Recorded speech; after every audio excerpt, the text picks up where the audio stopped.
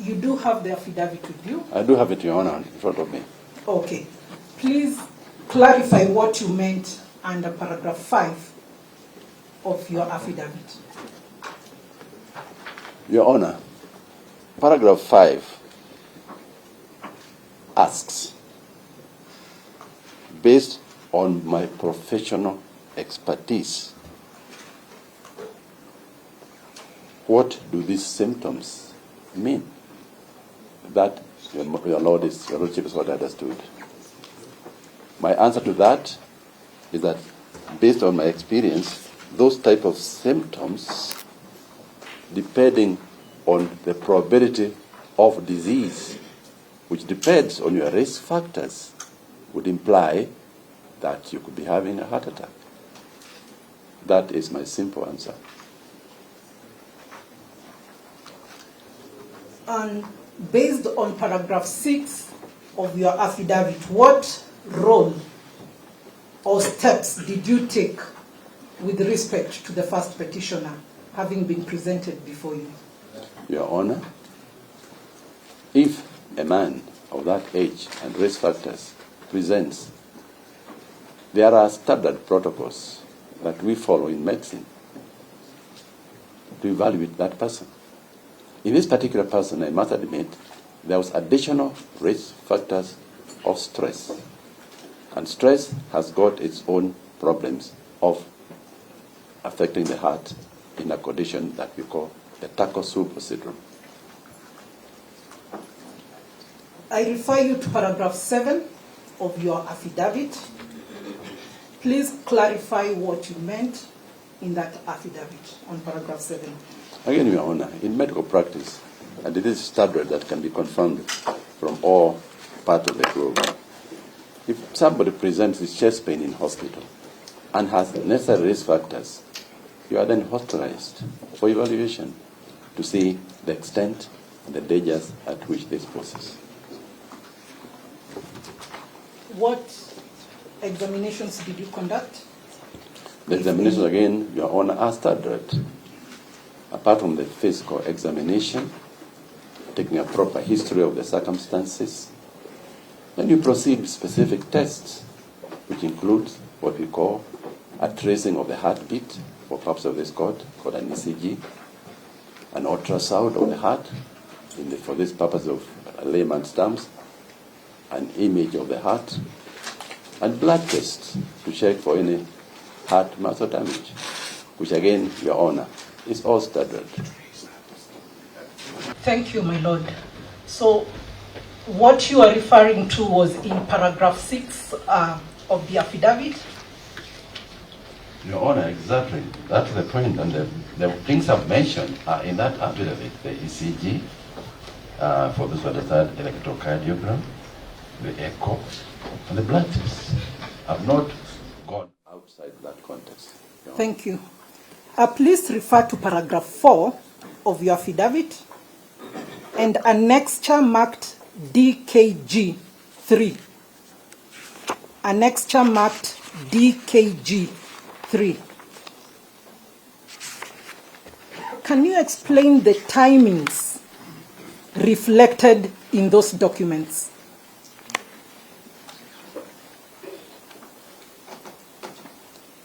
Your Honor, is that point number 8? Paragraph 4. Paragraph 4 of the affidavit. Yes. Which talks on when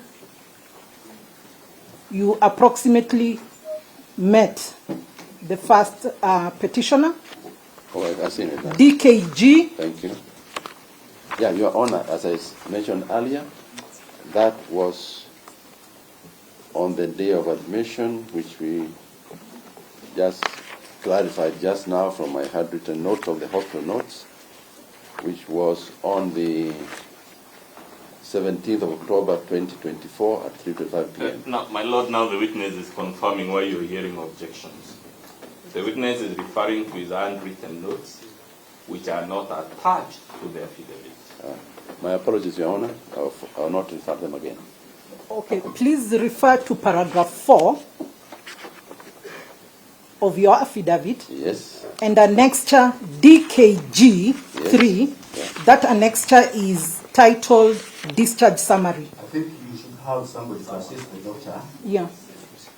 So that we know exactly what point we are on at. Yes. Please match this one then.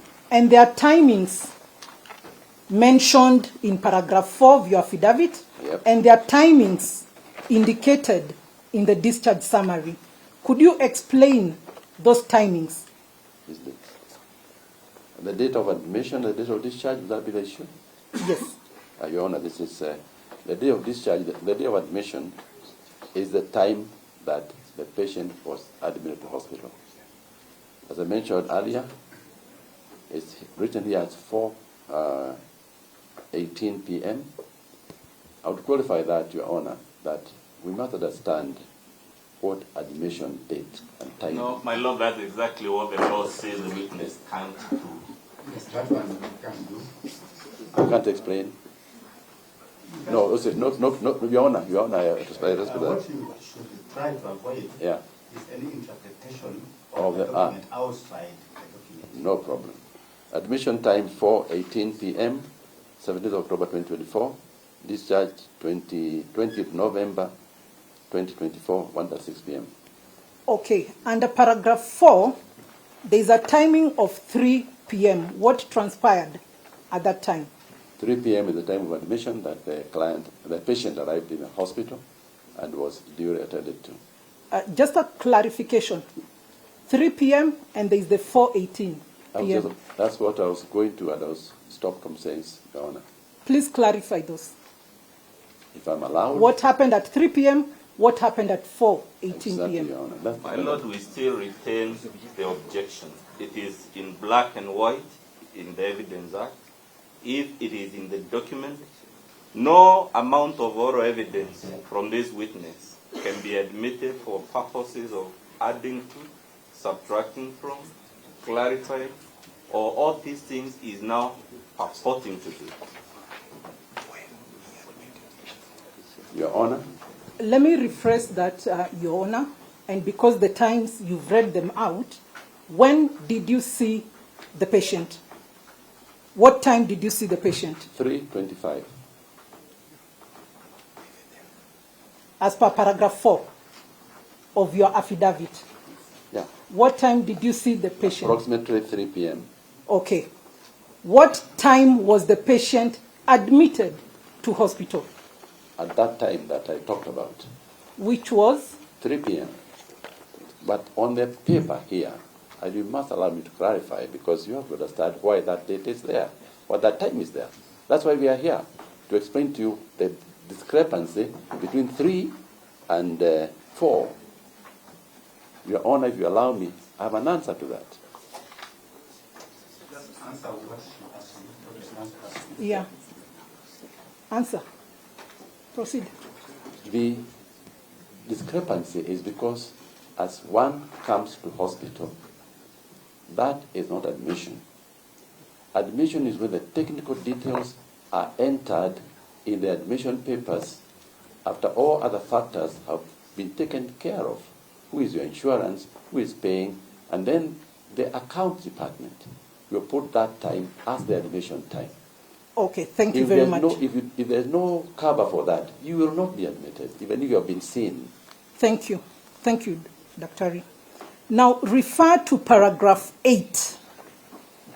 Paragraph 8 of your affidavit. And the annexure again, marked DKG3, which is the discharge. Your Honor, yes. On the first point that you raised, on the affidavit, we say he was discharged on the 20th of October 2024. Okay. On this other, it says discharged the 20th November. There's no error in that. If Your Honor allows me, I can explain why that is so. Please explain. The answer is, again, discharge process in hospitals involve accounting. You must pay before you are discharged. And even if you have been discharged by the doctor, and you haven't gone home and you have not paid your bill, you are technically not discharged. we call it an open bill. It's that when you come and clear all your bills and everything else, that you are technically financially discharged from the hospital. Thank you. Refer to DKG3, the annexure, which is a discharge summary, at page 4 of 4. Who wrote the discharge summary? Who wrote the discharge summary? It's at page 4 of 4. Your Honor, if you allow me, I have to define what we mean by writing a discharge summary. Because our hospital, current hospital, is a training institution. We have medical interns, we have medical registrars, we have junior consultants, we have senior consultants. And the typing of the discharge summary, printing on the computer, is done by either the medical officer, or the registrar, or the intern. In this one, it was done by Dr. Sarita. But the consultant overreads what has been seen there and signs that is correct. So it was prepared by Sarita, signed by me, Dr. Danikonya. Okay, thank you very much. Still on page 4 of 4 of DKG3 annexure, which is the discharge summary, what did you mean by the follow-up, that ongoing review, follow-up? I believe in medical terms, what we mean by follow-up when you are discharged from hospital is that although you have been treated, there are issues that need to be followed up. How are you faring? We actually, at the current hospital, actually call patients at home and ask them, you were discharged last week, madam, how are you faring? But in more than that, we give you an appointment to come back, just to make sure what we did was correct and you are feeling better, and if anything needs to be done, and then most of the time, you actually need almost a lifetime follow-up. Okay.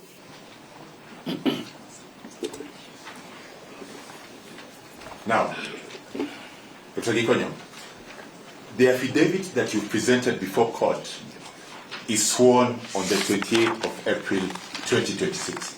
That's correct. That's correct. Do you recall when the first petitioner was impeached? Not the exact date, but I believe the same day that he came to hospital. The same day that he came into hospital. Would that be the 17th of October 2024? Most likely so, sir. Most likely. This is about, we then receive your affidavit in court about 1.5 years. That is correct. After he has been impeached. That's correct.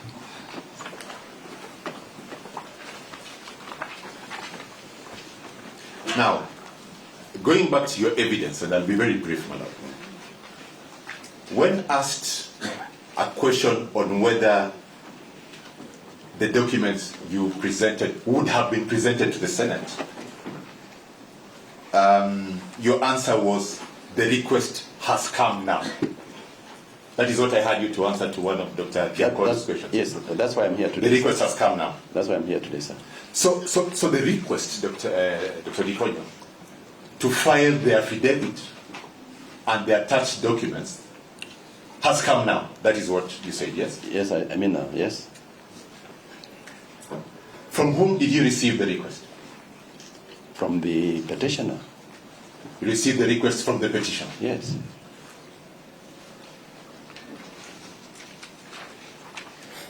Do you recall, do you know when the petitioner first filed the petition? Might you know? No, I don't. And I'm not interested. You're giving evidence and you're not interested in the context of a petition in which you have no interest. Is that what you're telling the court? Yes, that I'm here purely on a medical issue, not on a court issue. That is startling, Daktari, I must say. It means, in my view, you probably don't understand the reason you're here. But I will go on.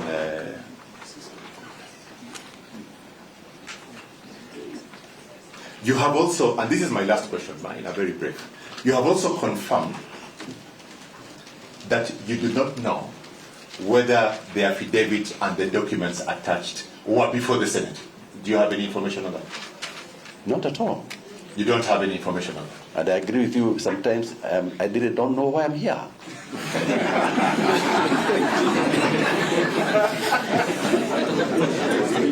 Because my understanding is I'm here to answer medical questions about the petitioner in hospital. So, about law things and court and Senate, so I am ignorant. So, Dr. Gikonyo. Dr. Gikonyo. Yes, Your Honor.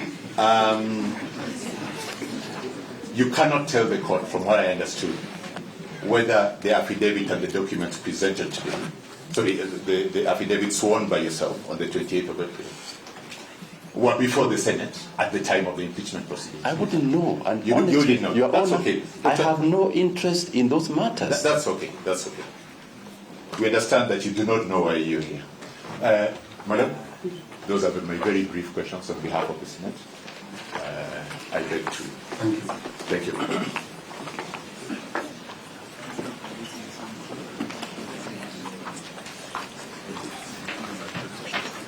Dr. Gikonyo? My Lord, we had Dr. Kamogo's was just two questions, then the witness can be re-examined. If you permit him, please. My Lord, there was no affidavit filed by Dr. Kamogo, and you have given directions before the commencement of this proceedings. Let Dr. Kamoto speak for himself. Dr. Kamoto, did you file any affidavit?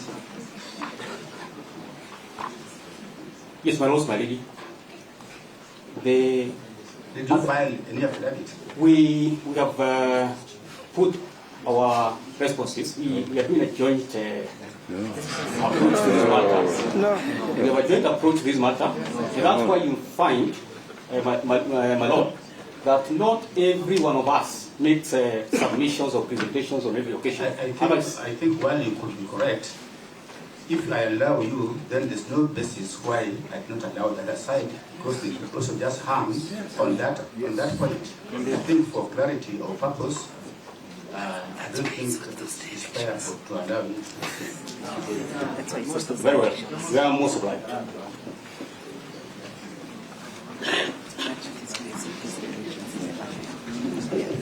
My Lord, I'll proceed with the re-examination of Dr. Gikonyo. Very quickly, Dr. Gikonyo, I'll refer you to paragraph 11 of your affidavit. Yes, Your Honor. On the reason why you filed the affidavit. Could you come clear or clarify why you swore this affidavit, referring to paragraph 11?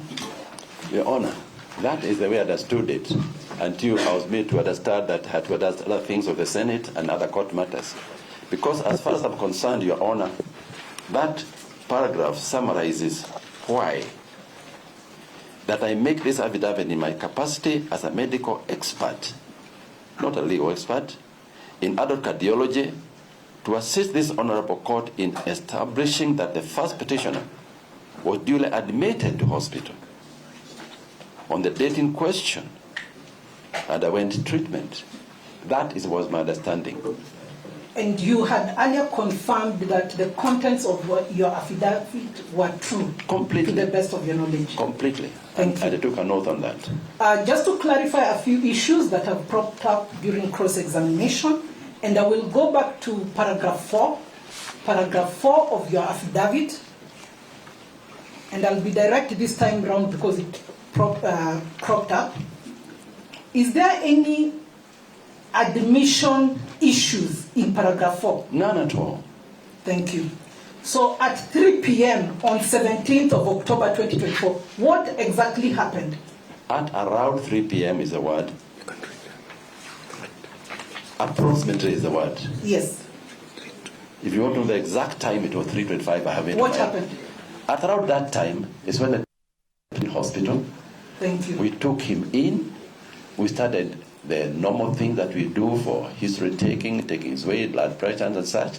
At that time, if you allow me to explain, is the time we start now the admission process. Thank you. And admission is a process, not an instant. And as we are doing those things, there are accountants asking who is going to pay for this, blah, blah.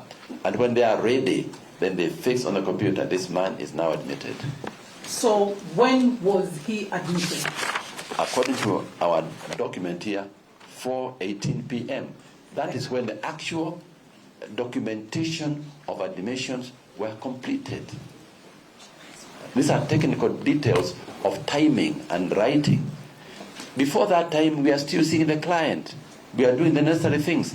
But he's technically not admitted because the accountants have not allowed us to do that. Thank you. I'll refer you to page 1 of 4 of the discharge summary. And on the top, the patient name is RG. You know, Your Honor, if you come to hospital and you are an ordinary citizen, we put your full names and all your other names. There are clients we don't put names on record.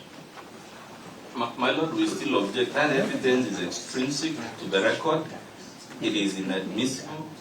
And my good colleague here knows that question is also impermissible. The question was actually raised in cross-examination, and what we are seeking is a clarification on who RG is. And Your Honor, I have said, our practice in a hospital to protect privacy, because these documents go around hospitals. The malaria parasite is positive, blah, blah, it's for those and so. We use codes. Okay, but who is RG? Ask him who RG is. RG is the Honorable Gachagua. Okay, is there any other identification information in that document? Have a look. Is there any other identification?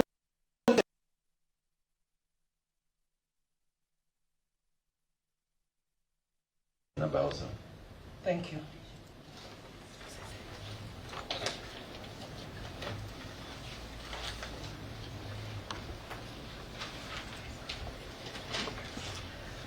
Would you confirm whether there is any discrepancy between the affidavit and DKG3, the discharge summary? Not at all. Thank you. And lastly, is DKRG, what document is DKRG? Because there's been an allegation of a medical report.